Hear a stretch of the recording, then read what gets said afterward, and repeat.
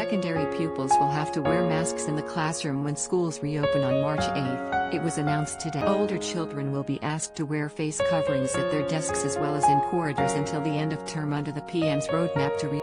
Previously, the use of face coverings has been left to the discretion of head teachers, but they are now set to be made compulsory. It comes as the lowest death toll in 10 weeks was today recorded, while the number of week-on-week infections grew for the first time since the start of January. The roadmap released today states, the government recommends that the use of face coverings in higher education, further education and secondary schools is extended for a limited period to all indoor environments, including classrooms, unless 2 meters social distancing can be maintained. Face coverings are now also recommended in early years in primary schools for staff and adult visitors in situations where social distancing between adults is not possible. For example, when moving around in corridors and communal areas. All children will once again be expected to attend school, as they were in the. But speaking in a press conference tonight, Boris Johnson today confirmed the measures would only be in place until the end of schools are set to return from March 8 for all pupils in all year groups in England, rather than a staggered approach. Back to class. Professor Prof Whitty today said good ventilation and hygiene practices would also help to keep schools safe, but the impact of secondary students wearing masks would be monitored over the first 5 weeks of school. And he today said he fully supported the move to get kids back to school,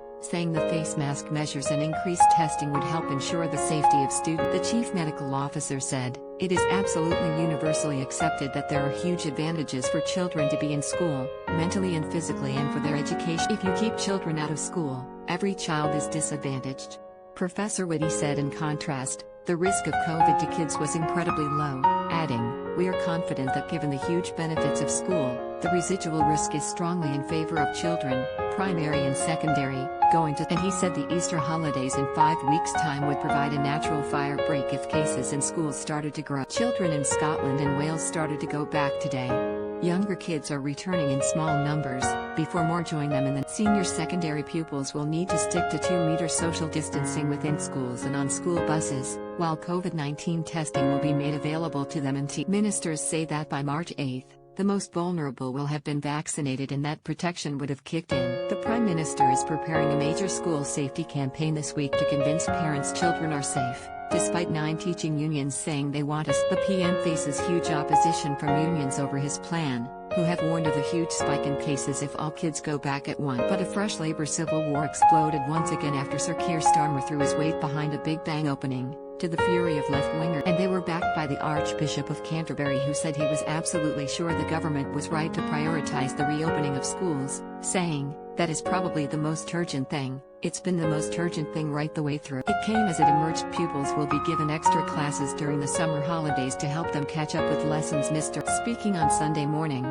Sir Keir told Sky News, ideally, he'd like to see all schools back open on 8 March and all children back in school on March 8. I've been worried through the pandemic, a number of people have, about the impact that being out of school has on particularly vulnerable children, and the attainment gap is getting bigger, so ideally March. We'll have to see obviously where the data is, see where the science is, but that's what we should be working. If that means more testing, if that means Nightingale classrooms, if it means other measures, let's do that, because I want to get our kids back into school. But that flew in the face of a joint statement from the Association of School and College Leaders, ASCL, the Not School Leaders Union, the National Education Union, NEU, the NASU Teachers Union, the National Governance Association, NGA, the Sixth Form Colleges Association, SFCA, and labor-affiliated unions Unison, Unite and GM. They all said school return should be staggered by year group and called Mr. Johnson's plan reckless. Unison, Unite and GMB are also major donors to the Labour Party.